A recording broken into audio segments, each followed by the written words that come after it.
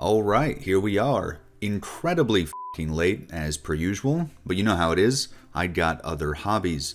So this Valentine's Day, rather than doing any of the things traditionally associated with the holiday, I spent my day off finally playing through Lies of P. And I'm assuming I made a thumbnail that gives it away. I think it's phenomenal. Whenever I play a Souls-like that From Software didn't make, I'm almost always either completely checked out or annoyed by all the things that From's games do better within the first couple hours. I kinda end up thinking, why am I bothering with this when I can play a game that's similar but better in almost every way? And just the fact that I didn't feel that way at any point playing Lies of P, even when it really fucking pissed me off, is probably the highest praise I can give it, because I've played well over a dozen indie Souls-likes at this point, and I pretty much never think they're great. So I'll run through the things that I liked very quickly, because I'm assuming it's the same kind of stuff that every other reviewer liked, before getting into the issues that Lies of P and some other Souls-likes share. And I want to keep the whole thing kind of brief, because this is really more of a filler video, so if I don't expand on something thoroughly enough for you, feel free to hit me in the comments. Alright, let's do it. Firstly, you have to respect the absolute totality of vision going on here. To just pick a completely fucking outlandish premise that most people would not be able to make work, and then stick to your guns and have such a passion for the storytelling that you pull it off, and pull it off with some genuine swagger, is almost inspiring. It goes without saying that aesthetically this game is doing okay. The entire weapon system, where you can make hundreds of autistic combinations between handle and blade, allowing players to get a feel for pretty much every possible moveset without being limited by their build, is unbelievably cool, and it's a level of variety that will be pretty sorely missed when returning to most other Souls-likes. Following that, with a small number of very severe exceptions, the level design is wonderful, and it stands right aside its Bloodborne inspirations in that regard. The map isn't quite that Dark Souls 1 style of everything laid upon everything and expertly sewn together with smart pathing, but it nails that satisfying, looping back around to the shortcut door in innovative ways thing. Enemy placement is usually on point, and just being generally cautious of your surroundings mitigates a lot of the hazard, while getting careless, even for a moment, is a good way to find yourself in a wood. It's everything this kind of world should be. And lastly, I love that it's that style of Souls-like that encourages and rewards an aggressive approach.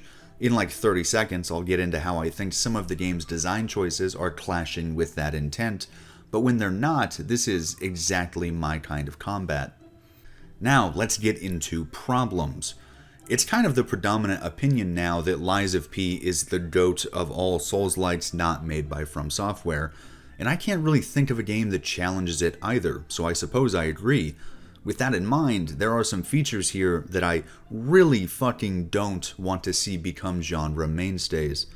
Firstly, the game's attack animations, and the immediate response from the get good retards is to say, "But Elden Ring has delayed attacks too, you casual."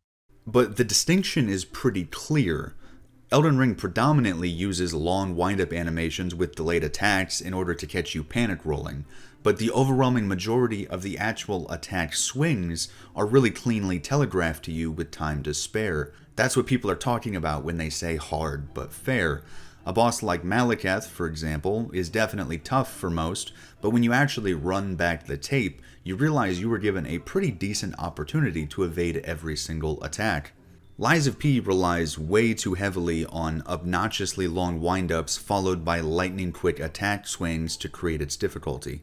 These usually aren't attacks that can be intuitively read before they happen, at least not consistently, because the second that the wind-up will transition to the swing is completely fucking arbitrary and not foretold by any stark changes in the animation or by a wide arc that gives you time to react. And generally speaking, you will get caught if you try to sidestep as soon as the swing animation starts. So until you've seen it enough to get the timing down, getting smacked the fuck up is mandatory. This is kind of inconsequential on minor enemies and even some mini-bosses, but a lot of the enemies you'll face delete your health bar in 2 to 3 quick hits, and that's with my pretty high vitality build. You might even have fewer chances. It just leads to boss design that's more about memorization than about actual pattern recognition and smart reaction.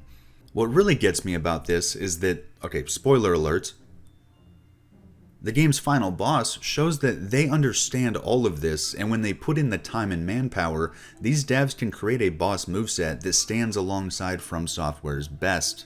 The Nameless Puppet is aggressive and flashy, and his combos demand precise action from the player, but the telegraphing on everything is completely perfect. In none of my 9 or 10 deaths here did I feel like anything other than my own lack of skill was to blame.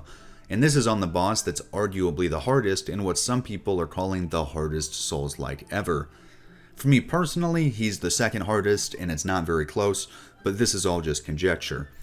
The point is that with the few standout examples of well-telegraphed movesets that still create difficulty, like Nameless Puppet and some of the better Stalker fights, Lies of P itself proves that most of its own attack animations are relying on cheap difficulty. But PBJ, I hear you screaming, you're supposed to parry those fast attacks. And that's true, that's 100% true. And this game's parry is satisfying once you nail it down, but I do think it's a pretty unintuitive mechanic to learn. This little channel called Eddie the Bunny made this really nice and straightforward video displaying the differences between the Lies of P parry and Sekiro's perfect deflections. I feel that Sekiro's deflection animations are more or less the gold standard in this department, so it's a good reference to have. In Sekiro, you intuitively need to factor in the animation for raising your sword into your deflection timing, right? Your weapon needs to meet their weapon in between you two and redirect their attack. If you try to deflect when their weapon is already touching you, it's obviously too late. Compare this to Lies of P, where what was once obvious is now completely wrong. You should be paying zero fucking attention to the actual animation of moving your weapon up in front of you when trying to parry, because while it might match up depending on the enemy's speed and weapon size, it has zero actual effect on whether you're successful. Your goal should actually be to hit parry on just about the frame where the enemy comes into contact with you, and the timing is pretty goddamn tight. So even trying to parry near the start of one of those insanely quick and basically untelegraphed attacks is typically too early, and you're fucked. Now, like any mechanic, it can be learned, and it feels satisfying to be somewhat competent with it, but this is an intentionally finicky and risky move that the devs made into a central piece of the combat puzzle. It just makes for a very janky feeling introduction to the game's combat flow once it starts to actually ramp up, where most players either die repeatedly while getting their parry practice, or they say fuck that and just refuse to do it to the very best of their abilities. Okay, and the last Lies of P and Souls-like criticism, the final level, and more generally cheap-ass difficulty. I was legitimately fucking flabbergasted by the final area of Lies of P. It is both the biggest and the shittiest level, not just in this game, but in almost any game I've played in my life. And it kind of made me realize that Souls games really haven't come as far as I'd like to think. Developers can make absolutely stunning boss combos and environments. They can weave dozens of fascinating paths through interconnected levels with unique encounters around every corner. But at the end of the day, when they really want to create a challenge, it always comes right back to cheap-ass murder and long runbacks. Great idea. We create an environment where it's borderline fucking impossible to fight every enemy without dying, communicating to the player that they need to run through. Then at random intervals, we ass-fuck them with an encounter specifically designed to punish players for running through. We force them to drop into pools of poison containing the perfect blend of tanky and status effect enemies, and then we stun lock them to death if they try to leave without killing everything. We force them to cross narrow pathways flanked by enemies whose sole design purpose is to knock them into the abyss. It was very jarring to me how in one level, Lies of P managed to stuff in all of the bullshit design that I originally would have been praising it for not including. It's like all of these games ultimately have to return to Demon Souls encounter design and get a few nice gotchas on the player, otherwise it isn't hardcore enough. But we don't. It's fine.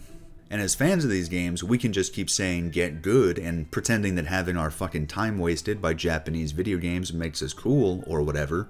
But I think that, in the long run, might prevent the games in this genre from continuing to refine and improve upon the entire tough but fair premise. Anyway, I think I've rambled for longer than I wanted to. I really fucking enjoyed Lies of P. It's definitely going in that catalog of games that I replay on an annual basis. Please don't get that confused.